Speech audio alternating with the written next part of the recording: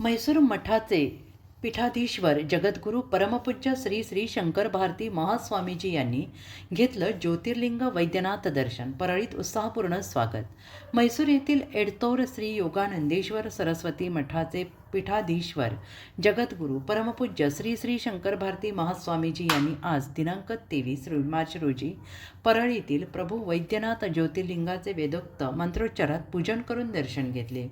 महास्वामीजींच्या आगमनानिमित्त संत जगमित्र नागा मंदिर ते वैद्यनाथ मंदिर अशी वाद्यांसह भव्य शोभायात्रा काढत परळीकर भाविकांनी त्यांचे उत्स्फूर्त स्वागत केले. यावेळी देवस्थान ट्रस्टच्या वतीनं मान्यवरांनी शालपुष्पहार प्रतिमा देऊन सत्कार केला. दर्शनानंतर महास्वामीजीचा आशीर्वाद भाविक भक्तांनी घेतला.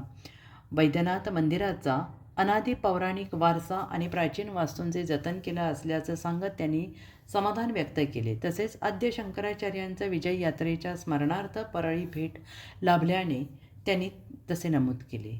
यावेळी परळीच्या नगराध्यक्षा पद्मश्रीताई धर्माधिकारी यासह परळीतील राजकीय सामाजिक क्षेत्रातील मान्यवरांसह पत्रकार बांधवांची उपस्थिती.